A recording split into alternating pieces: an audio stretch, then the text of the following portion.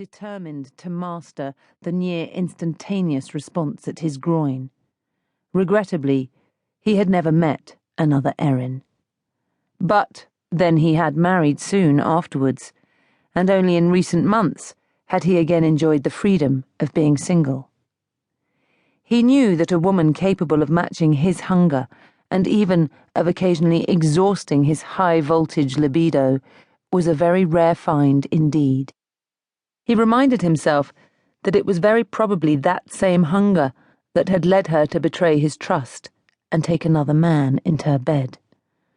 An unapologetic workaholic, he had left her alone for weeks while he was abroad on business, and it was possible that he had invited the sordid conclusion that had ultimately finished their affair, he conceded, grudgingly. Of course, had she agreed to travel with him, it would never have happened. But regrettably, it had not occurred to him at the time that she might have excellent, if nefarious, reasons for preferring to stay in London. He studied Sam Morton, whose body language and expression were uniquely revealing to any acute observer. The older man, who had to be comfortably into his 60s, could not hide his proprietorial protective attitude towards the svelte little manager of his health spas. His feelings shone out of his proud smile and the supportive arm he had welded to her spine in a declaration of possession. Cristophe swore vehemently in Greek and examined the photo from all angles, but could see no room for any more innocent interpretation. She was at it again, bedding the boss. While it might have done him good to recognize Erin's continuing cunning at making the most of her feminine assets, it gave him no satisfaction at all to acknowledge that she was still happily playing the same tricks and profiting from them. He wondered if she was stealing from Morton as well.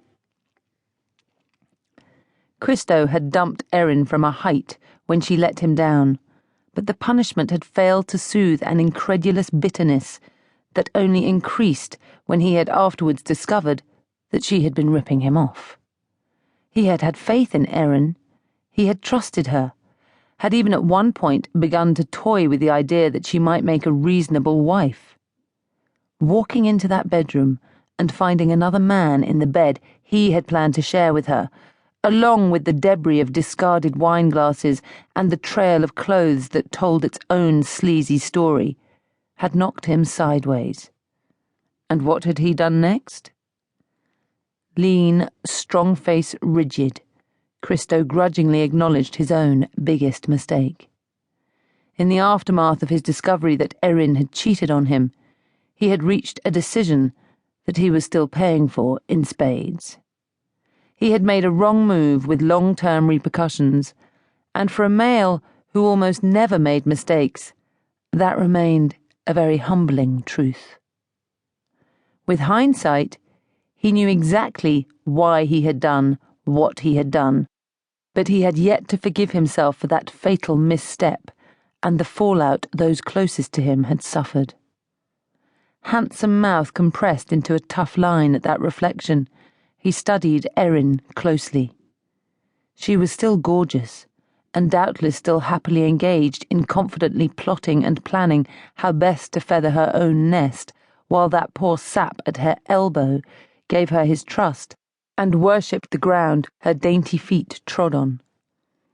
But Cristophe knew that he had the power to shift the very ground in an earthquake beneath those same feet, because he very much doubted that the reputedly conservative and morally upright Sam Morton had any awareness of the freewheeling months that Erin had enjoyed in her guise as Cristophe's mistress, or of the salient fact that at heart she was just a common little thief.